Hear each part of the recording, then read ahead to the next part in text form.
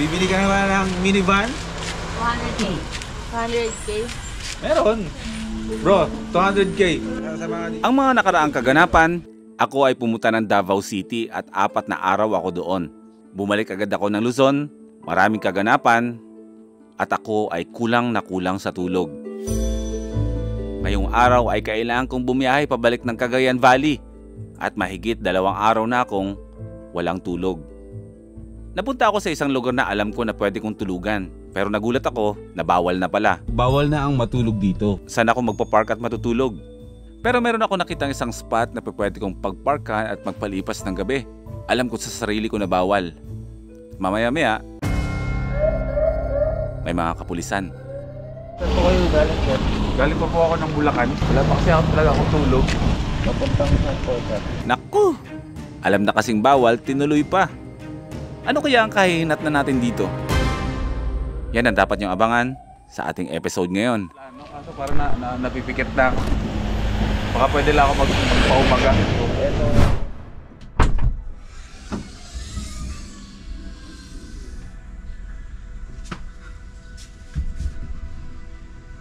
Ang dilim naman.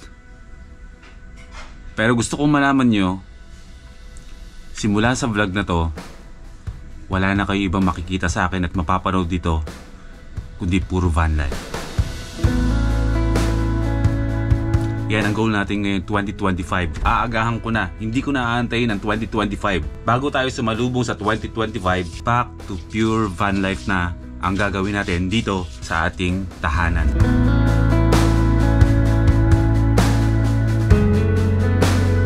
Mabigat na desisyon ang ginawa ko para dito. Marami akong binitawan para mabuo ang oras para gawin natin ito. Na-realize ko na habang tumatanda tayo, nag-iiba ang mga priorities natin sa buhay. Kailangan natin na yung oras natin ay atin lang. Sa pagtanda natin, may mga bagay na mabilis na natin makuha. Pero aminin natin na sumisikip ang mundo natin dahil kinukulang na tayo sa oras. Kaya ang lahat ng oras natin, binawi ko na. Ang van life ay hindi lang tungkol sa pagka-camping at hindi lang din sa pag-a-adventures. Ang van life ay kwento ng buhay mo kasama ang camper van.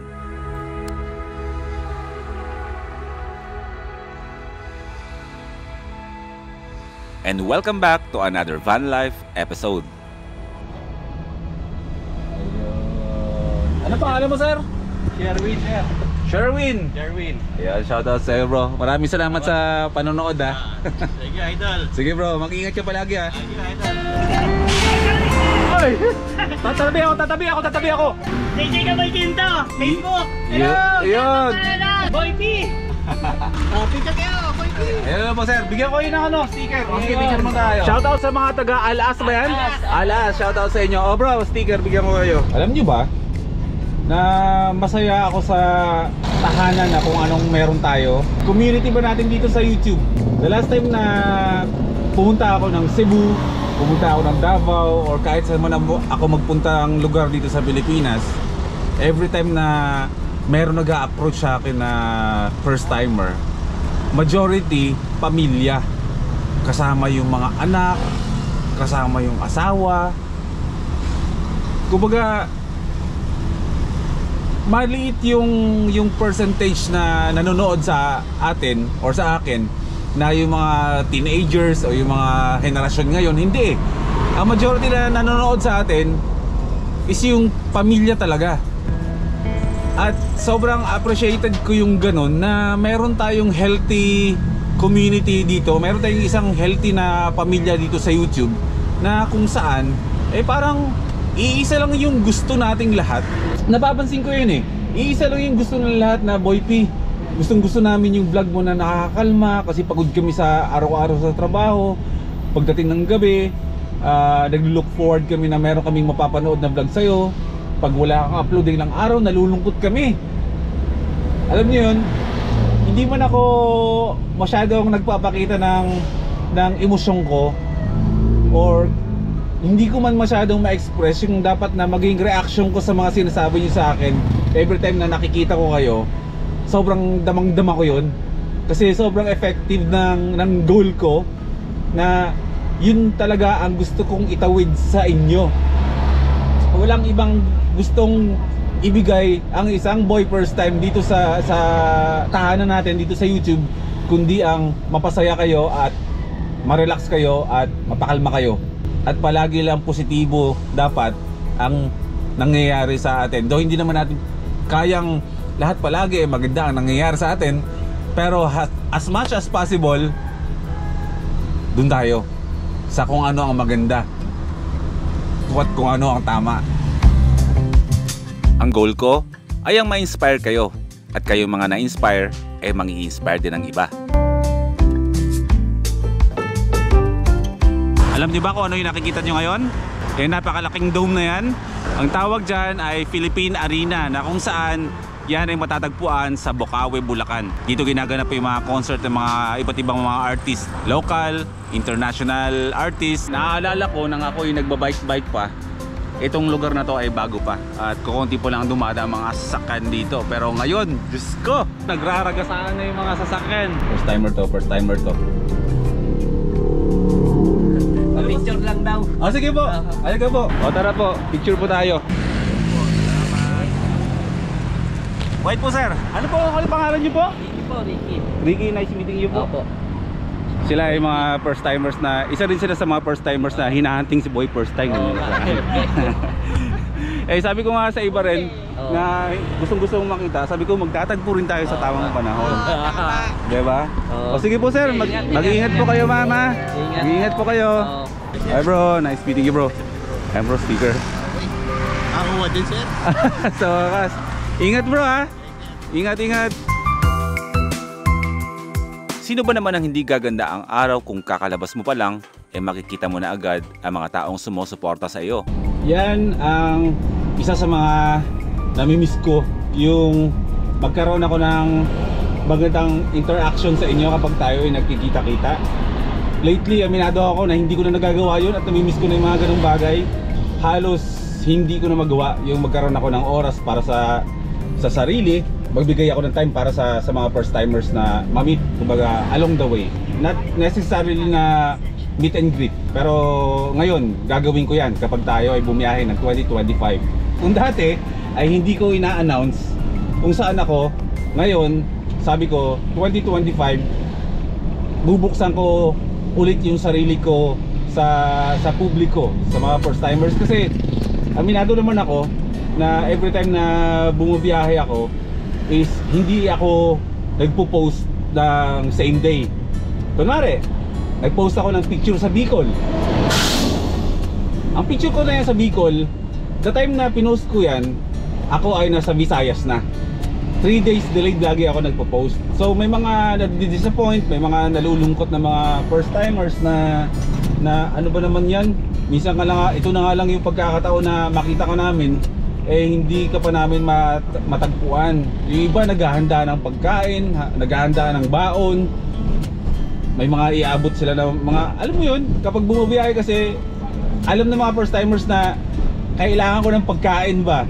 Kapag bumabiyahe, yung iba nagre-ready ng mga pabaon nila, tapos akala nila andun pa ako sa lugar nila, tapos yung totoo wala na.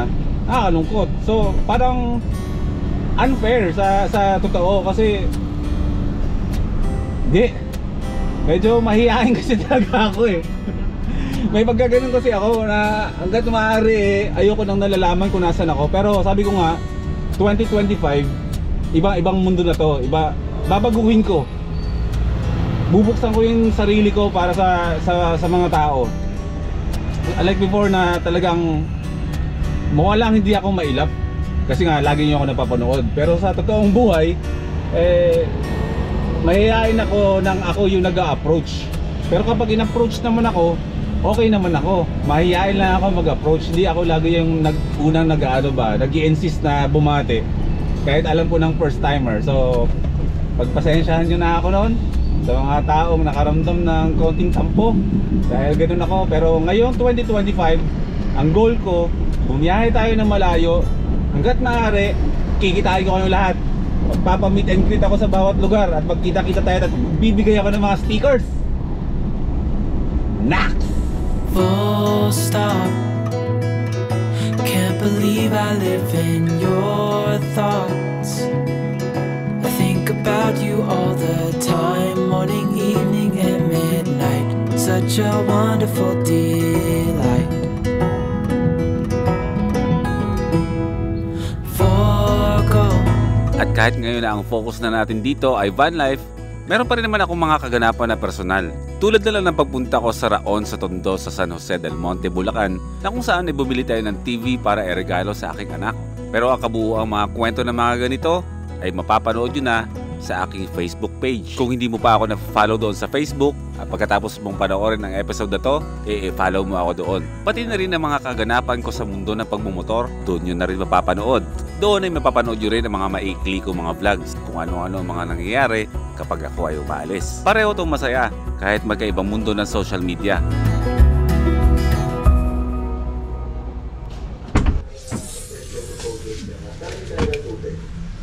Asa tayo? Sa loob ng taong 2024, kaliwat kanan ang mga events ko sa labas ng mundo natin dito sa YouTube. Kaya hindi ko na napanindigan ang mag-upload every other day. Kaya sinabi ko sa sarili ko na kapag tumungtong ang year 2025, ay magpo-focus na ako sa paggawa ng mga episodes dito sa YouTube. At dahil nagawa natin ito ng paraan na maaga, sisimulan na natin agad.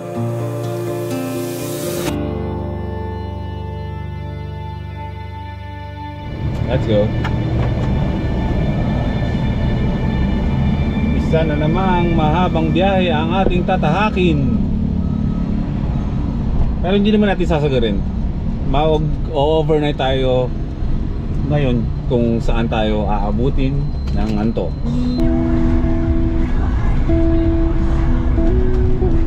Dito ko nasisimulan ang totoong pagyakap sa tinatawag na van life. Hawak na natin ang buong oras. Kung saan man tayo dadalhin ng sitwasyon, okay lang, walang pagmamadali.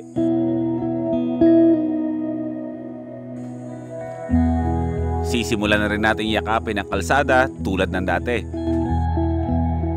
Pero hahayaan ko na ang sitwasyon ang magbigay ng kwento. Malamit na! How much yung mga mamaya kapag nasa kabundukan na tayo? Mahahabang biyahe na nakatira sa camper van, nasasamahan natin ng mga adventures. Maliban doon, makikihalubilo rin tayo sa mga tao, sa mga lokal. Willing kami magpaampon sa mga taong gustong ampunin kami ng ilang araw. Makikipark kami sa mga bakuran ninyo. Kung gusto nyo kaming pakainin, edi pakainin nyo kami. Malaking tulong yun sa amin at hindi namin yung tatanggihan. Totoo yun. Loko-loko talaga ng mga kaibigan ko. Nagulat ako. Sabi muna tayo. Yung mga kaibigan ko andito. Ay nako. Sarap ng araw ko. Tayo siya! Sabi ko, si Kuya Mac! Pamira! Ay sorry nga pala bro, hindi ako napunta Okay sa lang, kasal mo. okay. Alayon mo, alagaga naman ng kuya boyfriend mo eh. Si Tasyo!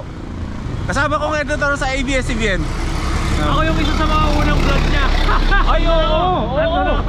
Nag-ano tayo nun? Tawag doon? Ay ramen! Ramen pila. Oo! My God bro!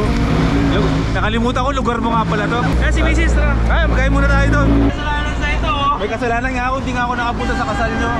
Sorry. So tayo, minsan lang tayo magkita-kita eh. Hello po nanay! Hello po. Nagulat ako! Nagulat ako! Sabi ko ay...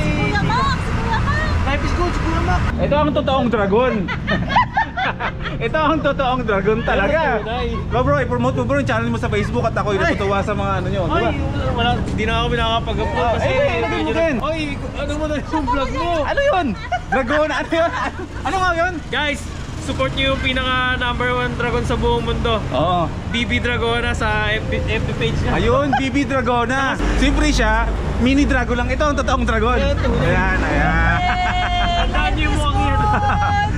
Nice meeting you, nanay. Hello po. Kuya Mac.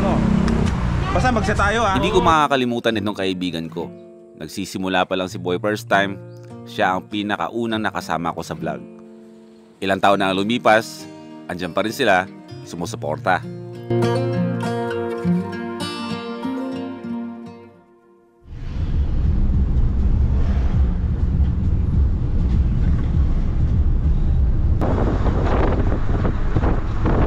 Stop over muna tayo.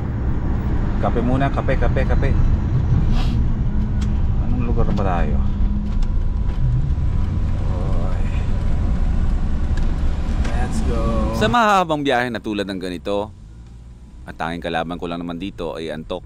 Malaking bagay ang kape para mapanatiling gising palagi ang diwa ko. Ayun, magkano to? 25, sir. 25. Dami kong itlog oh. Natitempa ko sa balot pero wag na. Dapat magtitimpla ako ng ng kape. Sabi ko, wag na. Para mamaya pag nakahanap tayo ng mapapwesto natin na tutulugan, matutulog na lang tayo. Wala na tayong mga gawa-gawang kapeng gagawin. Salamat po. Okay, nasa San Jose Nueva Ecija na pala tayo. Pero itong lugar na to, anong tawag dito? GT Oil po. GT Basta. Oil. Bus stop to. Bus stop na pwedeng mag-overnight yung mga biyahero. Actually, pwede tayo dito Pero, saka na. Kasi, hindi ko pa maramdaman yung lamig na naramdaman ko dito nung duman ako dito. Ngayon medyo malagkit pa. Akita na tayo ng kabundukan. Pagbaba, may bagatang spot doon. Tignan natin. Medyo inaantok lang ako pero di ako pagod. Hindi lang pala inaantok at gutom. Yan. Magugoto tayo. Thank you. Tapos mamaya, di ba pa yung kakainin natin pag nasa loob na tayo ng van bago matulog? Snack mamaya.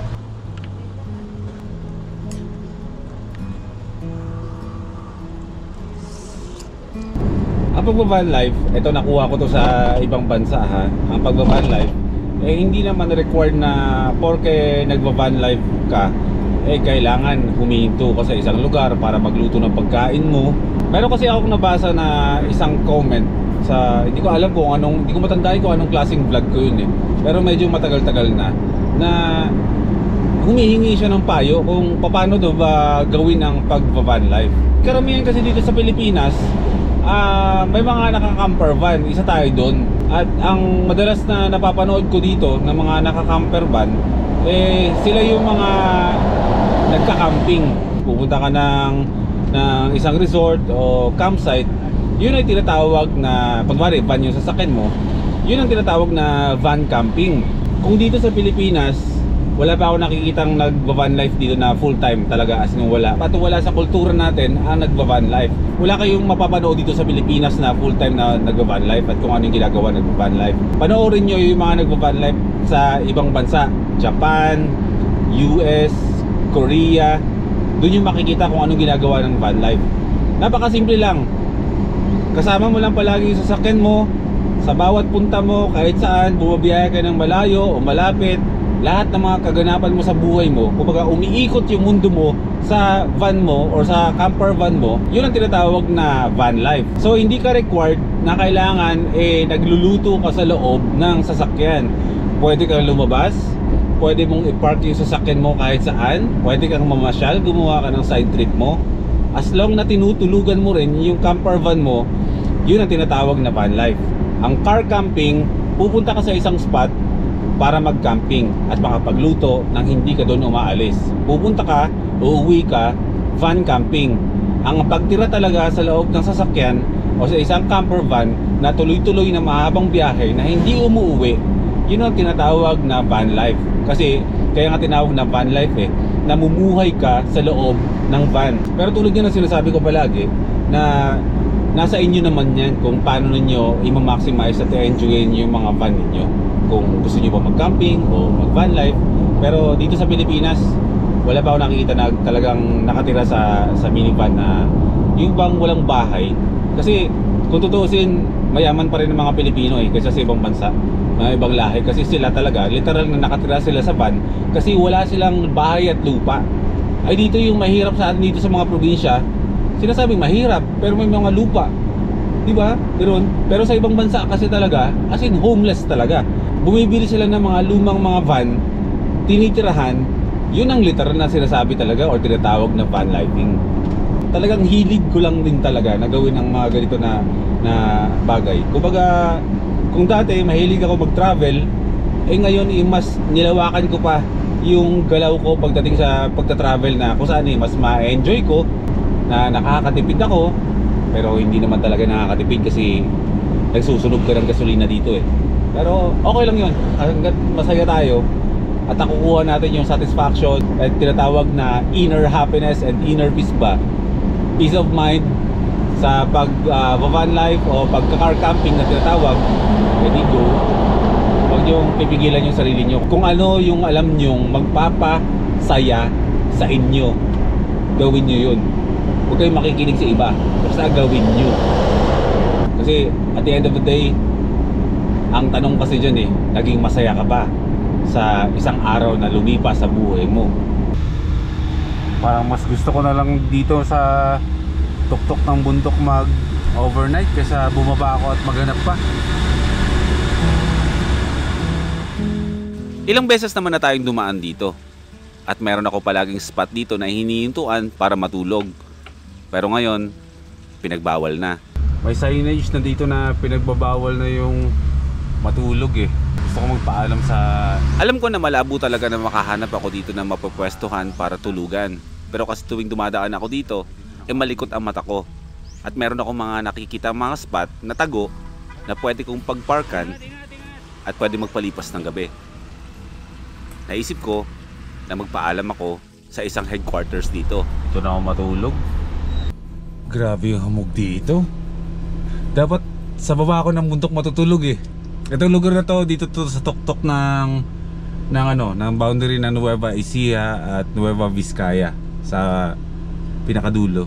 Pero kasi meron akong isang spot na gustong pagparkan na medyo safe kasi dito kasi dinadaanan ng truck eh. Kurbada, medyo delikado. Pero abutanaw ko ang isang headquarters ng mga kapulisan.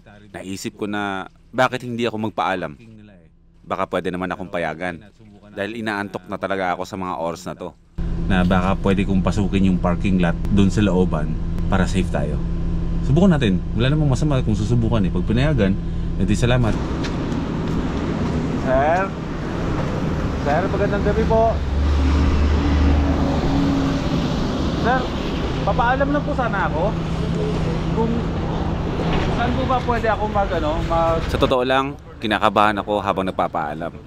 Kasi wala namang kasiguraduhan kung papayagan ba nila ako makipark dito kung saang gilid-gilid lang. Ang problema ko, wala talaga akong tulog at kailangan ko nang ipikit to. Ako lang po, sir. Saan po kayo galing, sir? Galing pa po ako ng Bulacan. Papuntang saan po, sir? Papuntang Solano, kaso parang napipikit na ako. Kahit na medyo mahihain ako sa pag-approach sa mga tao, kailangan kong gawin to. Alas 2:30 na kasi ito na madaling araw at kailangan ko nang matulog. Ay hindi po, nasiraan po yan. Yung katapat po niya.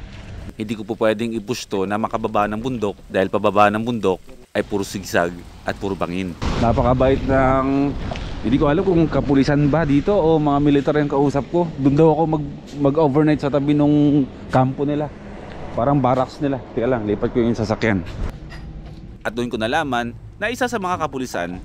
Follower pala natin yung mga kapulisan dyan. Mamaya, kausapin natin. Buti na talaga nagpapaalam no. Mas napabuti pa nga yung pagpapaalam natin kaysa panakaw ako mag-park dito. Tapos gigisingin ako kasi bawal. Kasi may signage dyan na kapag dumadaan ako, bawal na ang matulog dito. Pero walang signage eh. Tinanggal. Pero hindi tayo sigurado, 50-50 tayo. Baka kasi paalisin tayo ng kasarapan ng tulog natin. Yan lang ang challenge kapag natutulog tayo sa camper van. Yun lang naman, kapag tayo ay tulog na at hindi tayo nakapagpaalam na maayos, pwede tayong palayasin, pwede tayong katukin, at wala tayong magagawa doon kasi hindi tayong paalam. Lipat ako doon. Saan po kayo? Pulis o militar? Police po, sir. Pulis. Opo, sir. Galing po kami sa, sir? Sa 205 Maneuver Company ng RMFB po, sir. Ayun. Yes, sir. First timer. Yes, sir. Doon tayo matutulog sa tabi nung nila, barracks tawag dyan, di ba? Sir. Yan ang first time, boy. First time ako ngayon. Di ba? Sir. O sige. Tara, sir. Lipat ko, sir, ha. Yes, sir. Sige. Masarap sa pakiramdam. Kasi yung mga ganitong pagkakataon, hindi ko naman ito madalas maranasan. Yo, sobrang hamog talaga ngayon dito. Bibihira lang ang pagkakataon na magkaroon ako ng banding o pagkakataon na makasama ang mga kapulisan. Ayun sila yung mga pulis. Oh my God. Maraming salamat sa mga kaibigan nating mga kapulisan. Yes, Yan. 205th Maneuver Company. 205th Maneuver Company. Yan, dito yan mismo sa boundary ng Nueva Vizcaya at Nueva Ecija. Yan, dito tayo ngayon magpapalipas ng gabi. At least safe tayo ngayon. Malayo tayo dun sa kurbada na baka sargo. Yan lagi yung naalala ko dito kung magpapark ako somewhere dito sa taas ng Dalton Pass, baka yung sarguhin ka ba ng malalaking truck. Ngayon, doble ang safety natin. Safe tayo sa mga malalaking truck. At syempre, meron tayong magbabantay sa atin habang tayo ay tulog. Okay lang po ba na matulog po ako ng maayos lang? Makabawi na ako, no? Walang problema, sir. Tapos bukas, kape-kape. Pwede ko kayo makasabay makape? Ayan. Ayan. So mag-ayos lang ako ng gamit ko. Tapos tutulog na tayo para makabawi tayo na tulog. Kasi sa totoo lang, parang malapit na ako mag 36 hours na gising. Kulang talaga sa tulog. Sobrang saya ko na nung ako'y pinatuloy nila. Pero mas lalong sumaya, Binigyan ako ng papaitan. Salamat, sir. Salamat, mga sir. Aba. Spoiled tayo dito, Kanina, inaalok nila ako na sabaw. Ay, malay ko bang papaitan pala. Ay, tatanggapin ko at paborito natin yan. naghahalo yung emosyon ko. Masaya na nahihiya. Maraming salamat, ha. Ngayon na kasi ako nagkaroon ng interaction na maayos sa mga kapulisan. Sarap, sarap ng mga pangyayari ngayon sa buhay ko ngayong araw na to. Sobrang generous na mga tao. Mga taong bumati sa akin na yung iba kasi hindi ko na na-vlog kasi bigla-biglang bigla-bigla silang bumabati, hindi naka-on yung camera ko. So far talaga yung buong araw ko solid, masaya, sarap sa pakiramdam. Bakit ganun, no? Sige, habang umiigop ako ng papaitan, bakit ganun?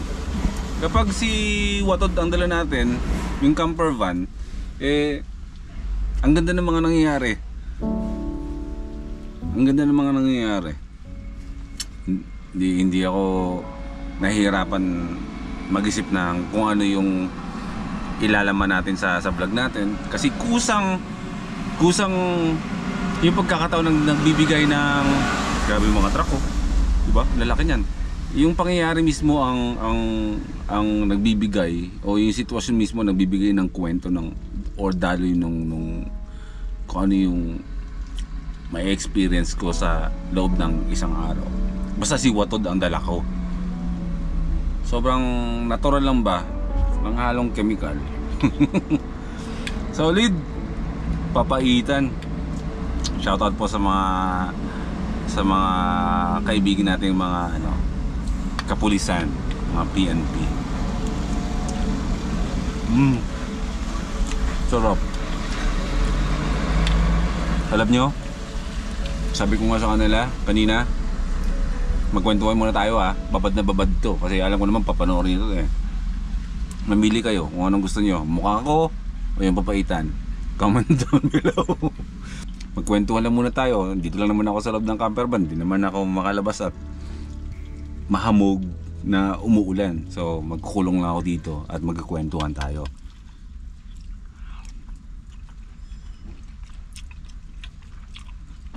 Boy, first time ako ngayon. Dahil first time kong magtulog sa tabi ng barracks ng mga kapulisan.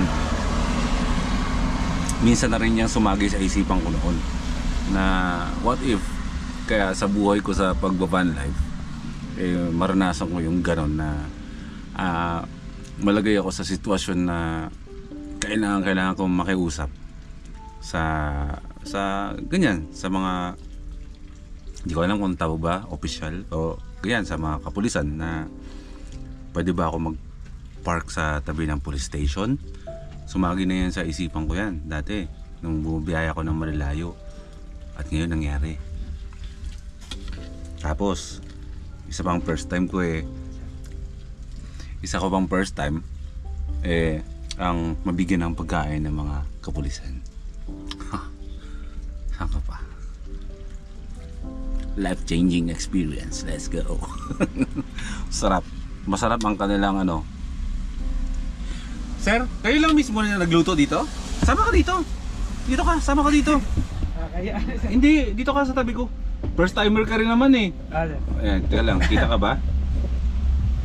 Magkwentuhan na lang muna tayo at hindi naman ako makakalabas eh. Sir, anong pangalan mo? Patrolman Leomar Royo po, sir. From Amulong, Cagayan Valley, sir. Amulong? Sir. Saan yun, sa unahan pa yun ng Isabela? Sir. Tugigaraw, Igik, tapos Amulong, sir. Layo! Sir. Malayo no. Si Sir, nanonood siya sa akin kapanahonan pa ni Sa, ano niya po, sir? Sa Mazda. Mazda, Oo. si Belo, Tapos Tagal na nun. napunta kay Korak. kay Korak. Hanggang ngayon, sir. Talaga? Tapos nung nag-try pa ata kayo na maging editor ni sir. Will Dasovich. Sir, ni Sir Will Davsovich nun, sir. Sobrang updated. Parang siniay ako ah. Hindi, talagang ano lang, sir. Follower lang. Yes, sir. Kaya kanina nagulat ako nung nagpapaalam ako eh. Tinanong ako, di mo agad ako namukhaan? Hindi, sir. Nung ano ko lang kayo sa bandana niyo, sir. Sa bandana ko. Sir. Alam mo ba sir, meron akong kwento sa'yo. Kapag ako umaalis at nakabandana ako, ang daming nakakilala sa akin. Sir. Kapag wala akong bandana, kukunti ang bumabati sa akin. Kasi parang ang layo. Ang layo ng mukha ko kasi. Malayo, sir. Oo, hindi iba yung mukha ko kapag walang bandana. Sir. Basta pag may bandana, Doon ko nga kayo na ano kanina, sir, sabi ko. Parang si Sir Boy P. Sabi ko, kaya tinanong ko kayo kanina, sir. kaya ayun, pag gusto ko ng peaceful na pamamasyal, I mean yung tuloy-tuloy lang ba? Kunwari sa mall, tatanggalin ko yung headband ko, hindi ako mag-headband dyan. So parang ganun lang. Yung parang yung pinaka-trademark na rin. Oo, kasi walang headband eh. Kung may makakamukha talaga, siguro yung talagang alam na yung itsura ko kapag walang headband. Pero pag may headband talaga, matik yun. Maraming mga picture taking nangyayari kahit saan. Matik na yun, sir. Kayo nagluto nito, sir? Sir, yung kasama po namin, sir, si Patrolman Singapan yun. Sarap. Sabi ko sa inyo eh. Kailangan kong higupin ng mabilis eh kasi Sir, iba lalamig Iba yung kanya pag mainit pa. kanina umayaw pa ako. Sabi ko, ano na po ako nakakain. Yung sinerve na papaitan pala. Thank you mga sir. Sa lahat ng mga kapulisan, maraming salamat po sa inyong kabutihan. Ngayong gabi, makakapagpahinga ako ng mahimbing. Dahil alam ko na safe ang magdamag ko. Teka lang, nakalimutan ako. Vitamins. Para bukas pagising. Meron tayong lakas. Vitamins Reveal. CVS Health Vitamin C 1,000 milligrams. Sasapin na natin ng malambot ang ating sahig. At daig pa natin ang naka-hotel ngayon. Love you, Watod. Nagsisimula pala ako nun sa camper van. Sinabi ko na agad yan sa sarili ko na kahit saan man ako mapadpad, bago ako matulog, kailangan ko talaga muna magpaalam. At nakikita nyo naman kung anong kinahinatnan kapag tayo ay nagpapaalam. Di ba? Ngayon pa lang, kung papasukin nyo ang mundo ng pagka-camper van, alisin nyo sa isipan nyo yung kailangan solo ako. Kailangan magawa ko itawid ko yung isang gabi na ako lang mag-isa. Hindi nyo naman kailangan gawin yun. Sa mundo ng pagka-camper van o pagka-camping, wala naman tayong dapat patunayan kung naitatawid natin ng isang gabi na mag-isa tayo.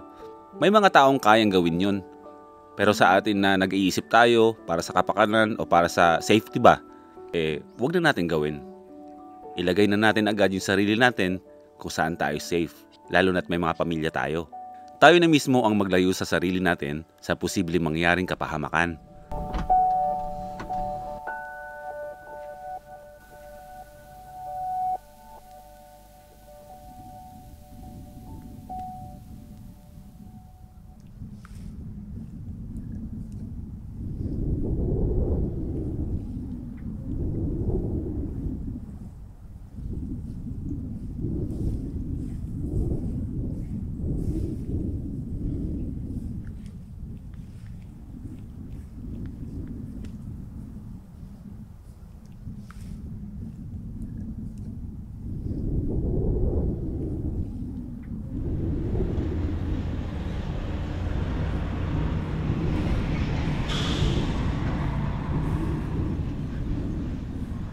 Magandang umaga sa napakahamog at napakalamig na lugar na ito. Mukhang napasarap yung tulog ko. Nag-alarm ako ng alas 6. Nagising ako ng alas 7. Meg!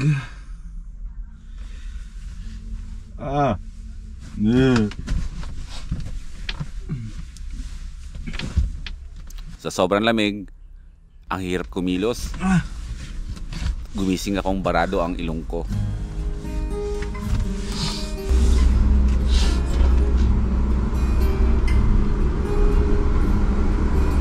Grabe yung amog. Parang gagamba lang, no? Nakatira sa posporo. Paano ko na kaya nang matulog ng hindi ako naka-jacket?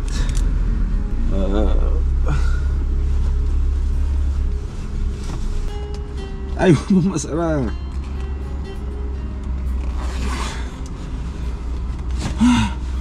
Grabe ba, ginising ako ng lamig. Anong oras na? Nasaan yung phone ko? Ano pala? Wait. Alas 7. 7 AM ng umaga. Ilang oras ang tulog ko? Mula kagabi. 2:30, 3:30, 4:30, 5:30, 6:30. 4 na oras at kalahating tulog. Parang natulog ako ng 8 oras. Ganun yung pakaramdam. Magandang umaga.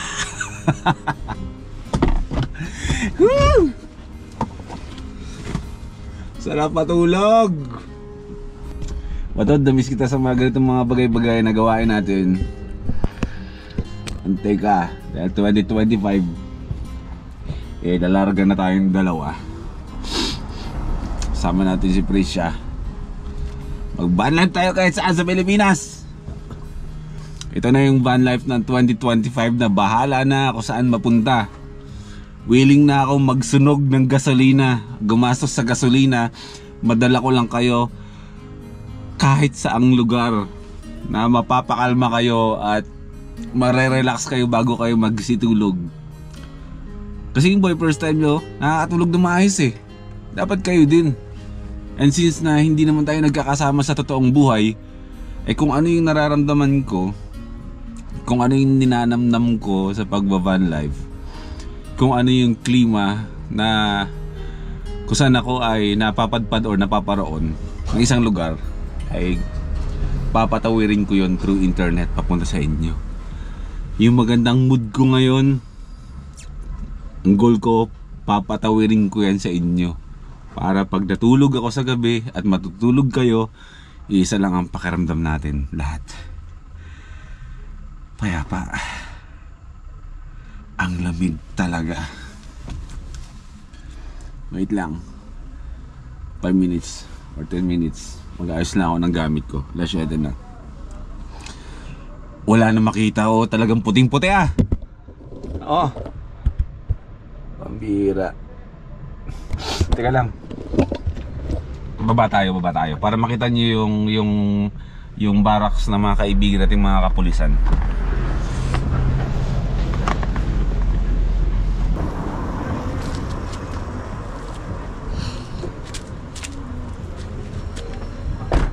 Good morning, sir.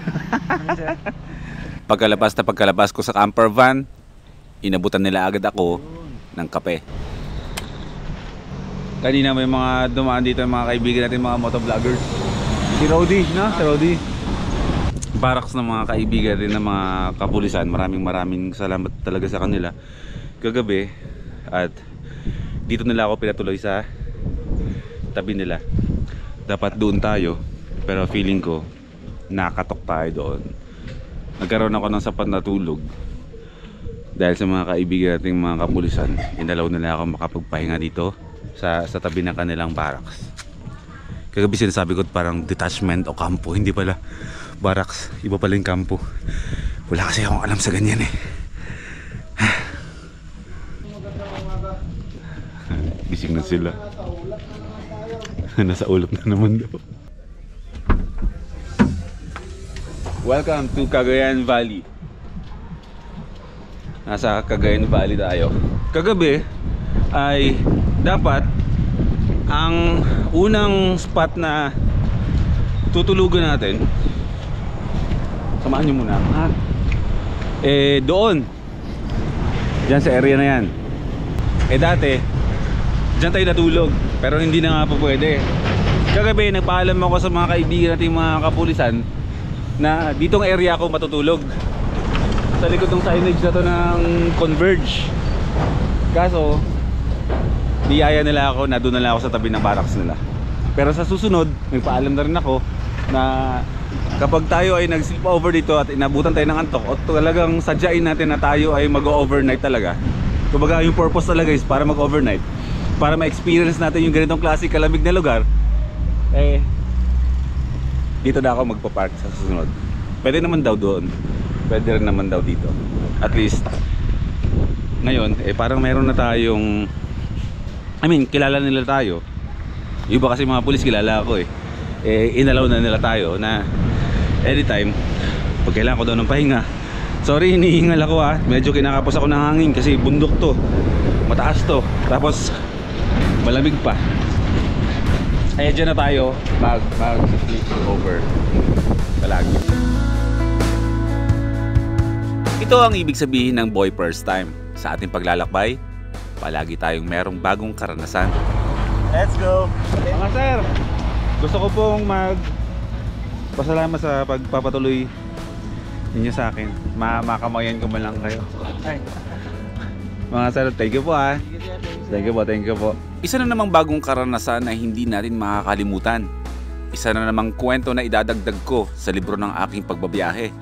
Maraming salamat sa mga kaibigan nating mga kapulisan na andyan palagi para gumabay at tayo'y protektahan. Simple lang naman talaga ang pagva-van life at gagawin din natin ito ng simple pero merong kabuluhan.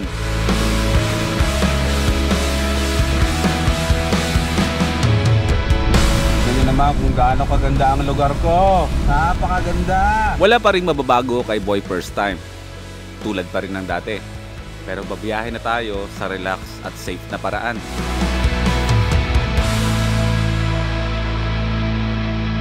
Sa sala ng mga nakaka-inspire na kwento sa mahahabang daan.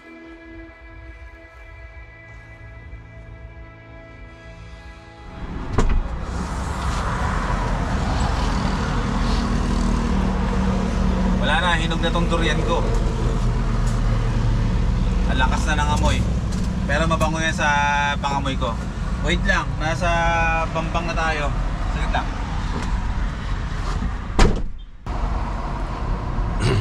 Yan. Pag wala kasi yung headband ko, parang may kulang talaga Yung panahon, nasa Bangbang pala tayo, Bangbang na tayo. Nueva Vizcaya. Malayo pa to sa base camp. Pero ako'y sisilip lang saglit doon. Magdadrop lang ako ng durian kay Prisha. At meron tayong tutuhugin na lakad ngayon. Hindi ko lang alam kung sasama siya, titignan ko kung saan kami mapapadpad. Basta ang goal ko lang, may drop ko lang yung durian at yung ibang gamit at yung mga ibang camping gear ko na naiwan doon, ay ikakarga ko dito. Pag-iisipan ko kung saan ako tutuloy ng biyahe. Tulad nga ng sabi ko, ngayon 2025, uunahan ko na ngayon, December pa lang. papasok na 2025, wala kayong ibang mapapanood dito sa channel na to, kundi puro van life and adventures na ang gagawin natin. So abangan nyo yan, dahil hindi lang dito tayo sa Nueva Vizcaya o dito sa up north or sa Luzon tayo mag-iikot na naka-camper van. Posibleng bumaba tayo ng Visayas at siguradong pupunta tayo ng Mindanao. So ilalaan ko simula ngayon na ang buhay natin dito sa YouTube ay tanging at purong pag-van life lang. Kaya mga first timers, ihandaan nyo yung sarili nyo dahil malaki ang aabangan ninyo. Maraming salamat. Dito ko natatapusin. Magsitulog na kayo. Live is good dito sa Cagayan Valley. Magkita tayo sa next episode. CR lang ako. Iiyak ko eh.